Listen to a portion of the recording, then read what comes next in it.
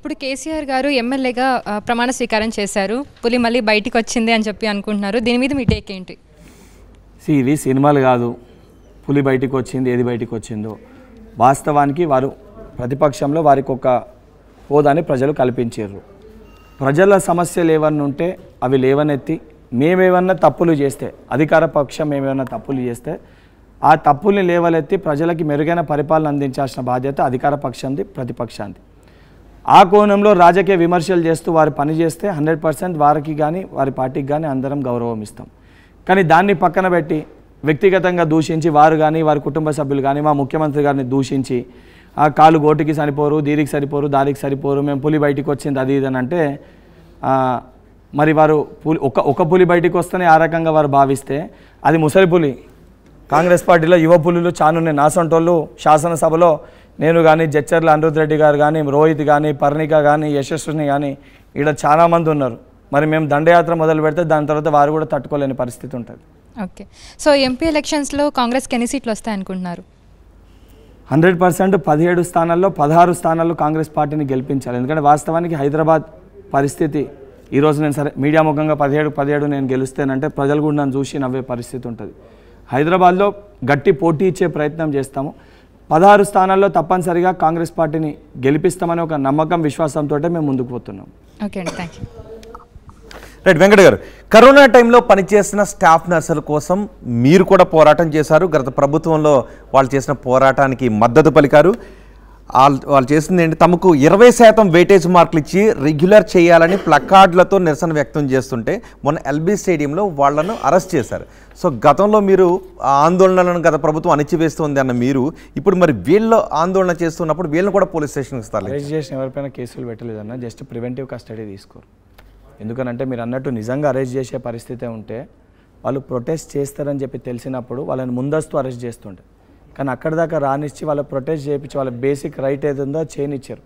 దాని తర్వాత అక్కడ కార్యక్రమం సంబంధించి ఆడ ఎవరైతే ఉద్యోగాలు వచ్చిన వాళ్ళ మధ్యలో వాళ్ళకి వీళ్ళకి మధ్యలో సంఘర్షణ అయ్యి కొట్లాట అయితే వాళ్ళకి ఏదన్నా ఇబ్బంది కలుగుతుంది, వాళ్ళకి ఏదన్నా దెబ్బ తాకుతుందనే ఉద్దేశంతో వాళ్ళకి ఏమి జరగొద్దనే ఉద్దేశంతో ప్రివెంటివ్ కస్టడీ తీసుకోవడం జరిగింది. ఏంటి ఆ స్టాఫ్ నర్సులు చేస్తున్న సమస్యకు ఇప్పుడు ప్రతి చోట కూడా రెగ్యులరైజ్ చేసుకుంటూ పోతే ఇవి కాంట్రాక్ట్ బేస్లో మనం ఉద్యోగాన్ని పెట్టించినప్పుడు రెగ్యులరైజ్ చేస్తే కొత్త అవకాశాలు ఉద్యోగ అవకాశాలు ఏ రకంగా కల్పిస్తాం. సో వాళ్ళకి ఏదైనా సంబంధించి కొంచెం రిలాక్సేషన్ ఇవ్వమంటే ఇవ్వస్తుంది, కానీ పూర్తి స్థాయిలో వాళ్ళకే ఉద్యోగ అవకాశాలు కనిపిస్తే ఎవరైతే సంబంధించి ఉన్న మన అన్ఎంప్లాయిడ్ యూత్ని మనం ఎక్కడ అకామిడేట్ చేయగలుగుతాము? నేను లార్జర్ ఆస్పెక్ట్లో చెప్తున్నా, ఒక్క కోణంలో కాదు, ఎంటైర్ ప్రతి చోట్ల. ఎందుకంటే రెగ్యులరైజ్ అంశం అనేది చాలా చోట్ల కూడా అంటే నిజానికి కాంట్రాక్ట్ పద్ధతిలో ఉద్యోగాలు తీసుకున్నప్పుడు ప్రతిపక్షంలో ఉన్నటువంటి పార్టీలు ఇదే పోరాటం చేస్తాయి, వాళ్ళని రెగ్యులరైజ్ చేయండి అని. కానీ ఆ తర్వాత అధికారంలోకి వచ్చిన తర్వాత ఇలాంటిప్పుడు మళ్ళీ వాళ్ళ సమస్యలు పక్కకి వెళ్ళిపోతున్న సందర్భాలు చాలాసార్లు కనిపిస్తుంది. వాళ్ళని కూడా కరోనా విపత్కర పరిస్థితులలో వాళ్ళు కష్టపడ్డారు, వాళ్ళకి సముచిత స్థానం ఏదో కేటాయించి వాళ్ళకి కొంచెం రిలాక్సేషన్ ఇవ్వాలి, దానికి కట్టుబడి ఉన్నాము. కానీ 100% వాళ్ళనే కేటాయించి ఇతరులను ఎవరిని తీసుకోవద్దు అని అంటే ఆ రోజు కూడా మీరు మా స్టాండ్ క్లియర్గా చూడొచ్చు. మేము ఎక్కడ కూడా కంప్లీట్గా వీళ్ళనే చేయండి కొత్త వాళ్ళకి కల్పించడం లేదు, వీళ్ళకి సముచిత న్యాయం కల్పించండి అని చెప్పి నేను కానీ సీతక్క కానీ ప్రొటెస్ట్ చేసినాం. ఆ రోజు ప్రొటెస్ట్ చేసింది నేను సీతక్క గారి ఆధ్వర్యంలో ప్రొటెస్ట్ చేసినాము. వీళ్ళని ఆదుకోవాలి, వీళ్ళకి సముచిత న్యాయం కల్పించాలని 100% ఇప్పుడు కూడా చెప్తున్నా. ఆ కష్టపడ్డ ప్రతి ఒక్కరికి కూడా ఏదైతే మా సీఎం గారి తరఫుకెళ్ళి సముచిత న్యాయం తప్పనిసరిగా కలుగుతుంది. రిటర్న్ మిమ్మల్ని క్వశ్చన్ అడగాలనుకుంటున్నారు. వెంకట్ గారు, ఇన్నాళ్ళు నిరుద్యోగుల గొంతుకగా మీరు పోరాటాలు చేశారు, మీరు ఇప్పుడు ఎమ్మెల్సీగా ఉన్నారు, మీరు నిరుద్యోగులకి ఇచ్చే సందేశం ఏంది? ఏదైతే నిరుద్యోగులకి వాళ్ళ పక్షాన పోరాటం చేసినానో నేను కూడా ఒక నిరుద్యోగినే. సరే ఇవాళ నాకు ఉద్యోగం వచ్చింది, సరే మొన్నటి వరకు నేను కూడా ఒక నిరుద్యోగినే. తప్పనిసరిగా వాళ్ళకి ప్రభుత్వానికి మధ్యలో ఏదైతే గత ప్రభుత్వంలో సమన్వయకర్త కానీ వాళ్ళకి ప్రతినిధి లేకుంటే ఉన్న ప్రతినిధులు మర్చిపోయారు. 100% ఆన్ రికార్డ్ చెప్తున్నా, నేను ఇప్పుడు ఏదైతే నేను గతంలో ఉండే ఇప్పుడు కూడా వాళ్ళకి అందుబాటులో ఉంటాను. వాళ్ళ సమస్యలన్నీ కూడా నాకు సగం తెలుసు, నాకు తెలియని సమస్యలు కూడా ప్రతి యూనివర్సిటీకి పోయి అన్నిటిని కూడా లిస్ట్ అవుట్ చేసుకుంటాను.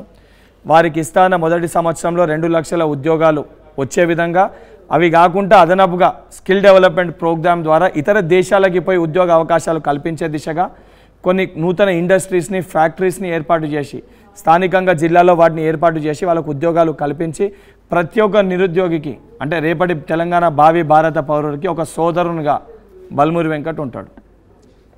ఈరోజు డేటు గుర్తుందా సార్? ఫిబ్రవరి 1 మీరు కాంగ్రెస్ మేనిఫెస్టోలో ఫిబ్రవరి 1న గ్రూప్ 1 నోటిఫికేషన్ వదులుతా అన్నారు. ఈరోజు డేట్ అది, కానీ నోటిఫికేషన్ ఇవ్వలేదు, ఎందుకో చెప్తారా? నోటిఫికేషన్ ఇస్తామని చెప్పి అనుకున్నప్పుడు, జాబ్స్ ప్రకటిస్తామని చెప్పినప్పుడు ఏదైతే గత టీఎస్పీఎస్సీ పరిధిలో సంబంధించిన కొంతమంది ఏంది దాదాపు 80% మంది యువకులు చికట్పల్లి సెంట్రల్ లైబ్రరీకి నేనే వెళ్ళినాను. అన్న ప్రక్షాళన జరగక ముందు, టీఎస్పీఎస్సీ ప్రక్షాళన జరగక ముందు ఉద్యోగాలు మీరు రిలీజ్ చేస్తే మళ్ళీ దొంగలే ఉద్యోగాలు మళ్ళీ అమ్ముకుంటారు, ప్రక్షాళన జరిగిన తర్వాతనే ఉద్యోగాలు ఇవ్వాలని చెప్పని ఇవి వాళ్ళు కోరిన కోరిక మీ దాంట్లో కూడా టెలికాస్ట్ చేశారు. ప్రక్షాళన చేయకముందు మళ్ళీ అదే దొంగల చేతికి తాళాలు ఇచ్చి మళ్ళీ వాళ్ళనే పెడితే ఇబ్బంది అవుతుంది అని చెప్పి మాట్లాడారు. సో ఆ మేరకు మీకు కూడా తెలుసు, ఒకసారి టీఎస్పీఎస్సీని ప్రక్షాళన చేయాలంటే వాళ్ళతో అంటే ముఖ్యమంత్రి గారు ప్రమాణ స్వీకారం చేసిన 3వ రోజే దానిపైన దృష్టి పెట్టారు. దాని తర్వాత పంపించిన దాని తర్వాత షెడ్యూల్ ప్రకారం గవర్నర్ గారు దాన్ని యాక్సెప్ట్ చేయాలి. గవర్నర్ గారు కూడా టైం పీరియడ్ ఉంటుంది. అది అంతేవరకు ప్రొసీజర్ వల్ల ఆలస్యమైంది. 100% 2-3 రోజులలో దానిపైన కూడా ఎందుకు ఆలస్యమైంది, ఎప్పుడు ప్రకటిస్తారు కూడా మీకు దానిపైన కూడా అఫీషియల్గా ముఖ్యమంత్రి గారే స్పష్టత ఇస్తారు. బీఆర్ఎస్ మీద మీరు పోరాటాలు చేశారు. నెక్స్ట్ మార్చి 17 తర్వాత బీఆర్ఎస్ మీద కేటీఆర్ బీఆర్ఎస్ వాళ్ళు కాంగ్రెస్ మీద పోరాటం చేయడానికి రెడీగా ఉన్నాము అని అంటున్నారు. దాన్ని ఎదుర్కోవటానికి మీరు రెడీగా ఉన్నారా? అసలు పోరాటం ఎందుకు, సమస్య ఏందో చెప్తే నేనే నేరుగా వస్తా అంటున్నా కదా.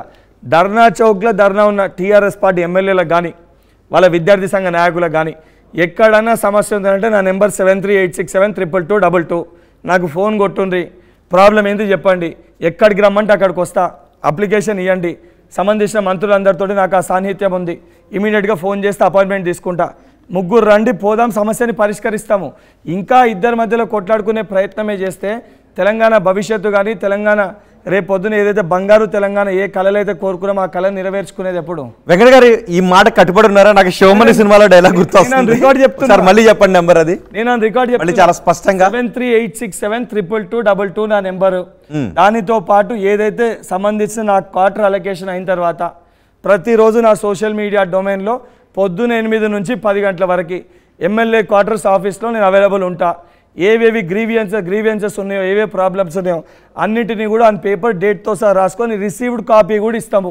దాని తర్వాత సాయంత్రం లోపల ఏ సమస్యలు పరిష్కారమైనా, ఏ సమస్యలు పరిష్కారం కాలే, ఎందుకు కాదు, ఎప్పుడైతుంది, లీగల్ ఏం ప్రాబ్లమ్స్ కూడా 100% ప్రతి ఒక్కరు కూడా చెప్తాము.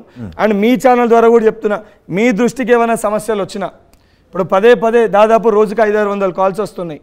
మళ్ళీ వెంకటే ఫోన్ లేపాలంటే వాస్తవానికి ఒక వ్యక్తి నేను లేపినా లేపకపోయినా సంబంధించిన వ్యక్తులు ఫోన్ లేపుతారు.